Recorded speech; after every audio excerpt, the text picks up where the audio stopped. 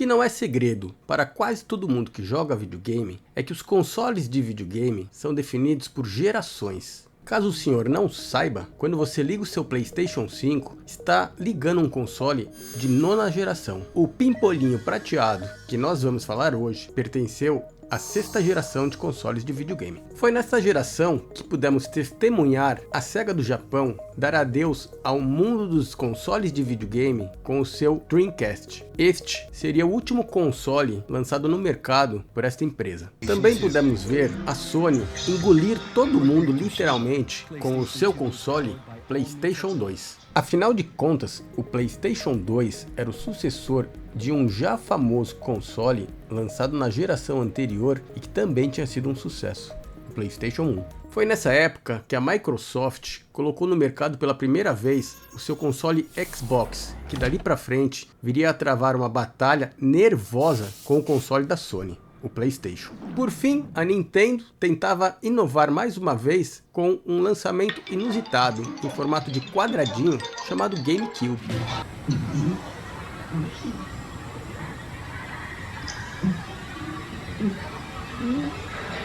Nothing comes to see a man in his game. Play from far away with the wireless controller. Meet the Nintendo GameCube. Antes do lançamento deste console, a Nintendo já havia meio que errado a mão ao lançar o Nintendo 64, que reproduzia seus jogos através de cartuchos e não utilizava mídia de CD. Esta sexta geração de consoles ficou conhecida como a era dos 128 bits. Apesar de alegar 128 bits, na realidade, o que estes consoles conseguiam entregar não era propriamente o que os números demonstravam. As CPUs utilizadas por estes consoles eram de 32 bits, sendo a especificação 128 bits apenas uma estratégia de marketing utilizada pelos fabricantes para passar a impressão de serem mais avançados que a geração anterior, que por sinal era vendida como sendo de 32 a 64 bits. De fato, os consoles da sexta geração realmente eram mais avançados do que os da quinta geração, porém não devido a seus bits. O que fazia com que fossem mais modernos, mais avançados, era o fato de serem mais velozes e também terem uma quantidade de memória maior. Dentre os 4 consoles que fizeram parte da sexta geração, o GameCube foi um dos últimos lançados. Inicialmente, durante sua fase de projeto, recebeu o nome de Dolphin, sendo mais tarde renomeado para Nintendo GameCube. Seu lançamento foi no ano de 2001. Diferente da maioria dos consoles concorrentes, como o PlayStation 2 e o Xbox, o GameCube não contava com um sistema de DVDs. Utilizava mídias que se chamavam mini DVDs, que tinham capacidade para 1,5 GB. O motivo de a Nintendo preferir utilizar esses DVDs picuchuchucos foi o fato do medo da pirataria. O tempo viria a demonstrar que a escolha pelo mini DVD seria um erro. As pessoas preferiam um console que reproduzisse também o DVD comum, pois poderiam, além de utilizá-lo para jogos, assistir filmes. Estes pequenos discos óticos do GameCube eram fruto de uma parceria entre a Nintendo e a Panasonic, uma vez que a Panasonic era responsável por criar e produzir estes pequenos disquinhos. Tendo ciência das limitações do GameCube e buscando unir o útil ao agradável, a Panasonic seria autorizada a colocar no mercado um console que, além de reproduzir os jogos de GameCube, também proporcionariam a experiência de assistir filmes de DVD, como os concorrentes da sexta geração, menos o Dreamcast. Em 13 de dezembro de 2001, a Panasonic apresentaria o seu console de sexta geração. Sendo um dos consoles mais bonitos já produzidos, o Panasonic Q chamou muita atenção. Qualquer leigo que venha a dar uma bisonhada neste console não precisa fazer muito esforço para perceber que se tratava de um console realmente luxuoso quando comparado com seu irmão picuchuchuco quadradinho. O Panasonic Q, apesar de ter um visual quadrado, ele tinha o traseiro mais esticadinho, fazendo com que ele fosse mais retangular do que quadrado. Mas as proporções desse aparelho eram praticamente de 20 a 30% maior do que do GameCube. Quando colocados lado a lado e vistos frontalmente, é possível notar que o modelo da Panasonic é bem mais marombado.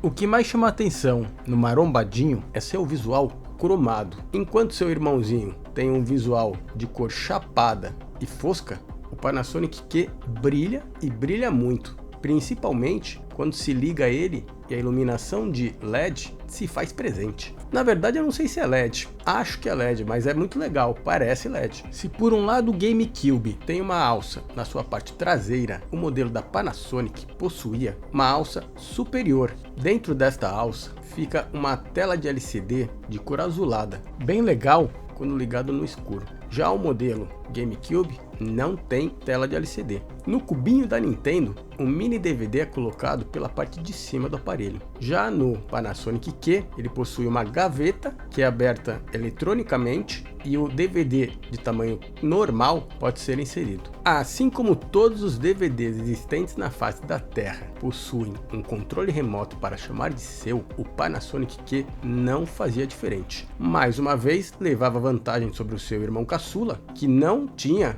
este acessório. Também não tinha porquê, porque ele não reproduzia DVD. O controlador do modelo Panasonic é semelhante ao modelo da Nintendo, porém tem a escrita Panasonic na sua parte central. Os dois consoles são retrocompatíveis com jogos de Game Boy, Game Boy Color e Game Boy Advance. Para que esta mágica aconteça, é preciso comprar uma base que é vendida como um acessório separado, onde o console é colocado e encaixado sobre esta base. Conhecido como Game Boy Player, este acessório permite inserir os cartuchos dos portáteis e jogá-los na televisão, usando tanto o Panasonic como o GameCube. Por ambos os consoles terem tamanhos diferentes, não é possível utilizar o Game Boy Player do GameCube no Panasonic Q e vice-versa. Como o console Panasonic era uma versão modificada do Nintendo GameCube, era possível utilizar a maioria dos acessórios padrão deste console. Entre os acessórios estavam disponíveis os controladores do GameCube, que possuíam o mesmo encaixe. Tanto o D-pad, os sticks analógicos e todos os botões do controlador do GameCube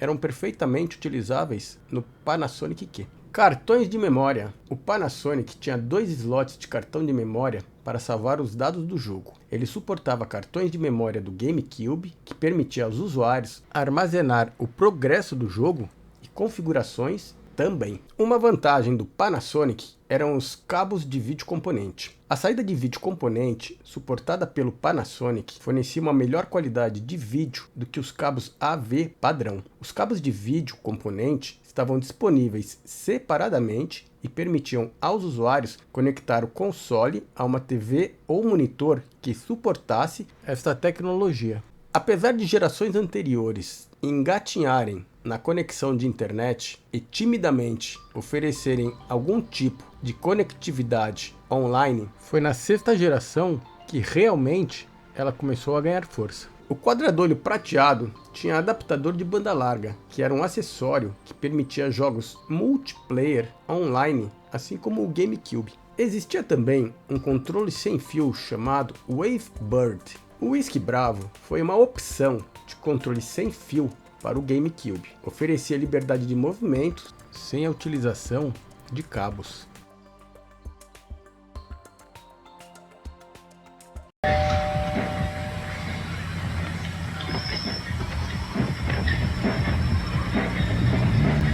Nothing comes between a man and his game. Welcome play with Wavebird wireless controller, new for Nintendo. Ele utilizava um receptor conectado a uma das portas do controlador do console, também podendo ser utilizado no quebequinho. No lado esquerdo da parte frontal do Panasonic, tínhamos o botão de Power, logo abaixo o botão de Dialogue Enhancer, que destaca diálogos durante o uso do DVD. Depois, opção Cinema, que muda um pouco a imagem para assistir filmes, e a opção de Game Reset, para resetar o jogo. Do lado oposto, existia o botão para abrir e fechar a porta da gaveta do DVD. Abaixo, botão Surround, botão Bass Plus, que ambos eram botões que regulavam o som do aparelho. Botão Seletor de Game e no meio do aparelho, os 4 conectores dos controladores. E logo abaixo, Memory Cards. O Panasonic Q possuía configurações de áudio bem mais modernas do que do seu irmão mais novo. Na verdade, irmão mais velho, porque ele foi lançado anteriormente. Em relação às opções de seleção de som, não era possível configurar ou mudar alguma das personalizações relacionadas ao áudio. Se quisesse fazer isto, deveria ser feito na própria televisão, caso ela tivesse estas opções de ajuste. Não é novidade que o Japão adora lançar aparelhos apenas naquele país. Isto foi feito com modelos de Nintendo Famicom, foi feito com FM Towns, X68000 da Sharp e também o Panasonic Q. Apesar de o Qzinho ter sido vendido apenas no Japão, era possível adquiri-lo também em varejistas importadores. Uma grande vantagem deste aparelho, que não tem como ser negada, é que ele aceitava DVDs de todas as regiões. Também aceitava software do GameCube japonês e americano. Isso é uma grande vantagem. A coisa mais comum que acontecia naqueles tempos era você comprar um aparelho de DVD e ele aceitar apenas os DVDs daquela região de onde o aparelho tinha sido comprado. Ou seja, se você comprasse um aparelho no Brasil, você só iria assistir os filmes de DVD que envolviam a região a que o Brasil pertencia. Se você quisesse assistir um DVD japonês, ele não funcionaria. Algumas publicações não oficiais alegam que os primeiros modelos fabricados aceitavam discos NTSC da região 2 e também software do GameCube lançado no Japão. No entanto, rapidamente este modelo foi descontinuado e entrou em cena o segundo modelo, que disponibilizava NTSC nas regiões 1, 2, 3, 4, 5 e 6, bem como discos de jogos dos Estados Unidos. Sistema PAL ficou de fora. Esteticamente, a marca Panasonic é silcada na frente do aparelho, logo acima da gaveta do DVD. Na tela de LCD, quando se liga ou desliga o aparelho, aparecem as mensagens de olá ou adeus quando você vai embora. Definitivamente, este console, além de ser muito bonito, ele dá uma aparência muito futurista. Este quadradinho espelhado trabalhava com um processador IBM Gecko PowerPC de 128 bits, com uma velocidade de 486 MHz, resolução de tela de 720 por 480 ou 720 por 576. O áudio era oferecido através de um processador de som Macronix Delta Sierra Papá de 16 bits. Entregava Dolby Digital 5.1. Uma grande desvantagem que o Panasonic tinha em relação ao modelo da Nintendo era o seu preço. Enquanto o modelo da Nintendo nos Estados Unidos era vendido por $199, o modelo do Japão, do Panasonic Q, tinha um preço de $439.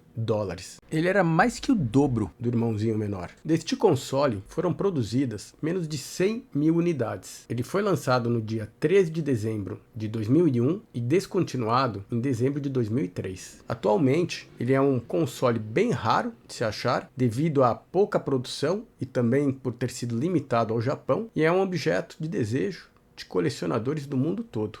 Esta foi a história do Panasonic Q. Obrigado por assistir o vídeo. Valeu!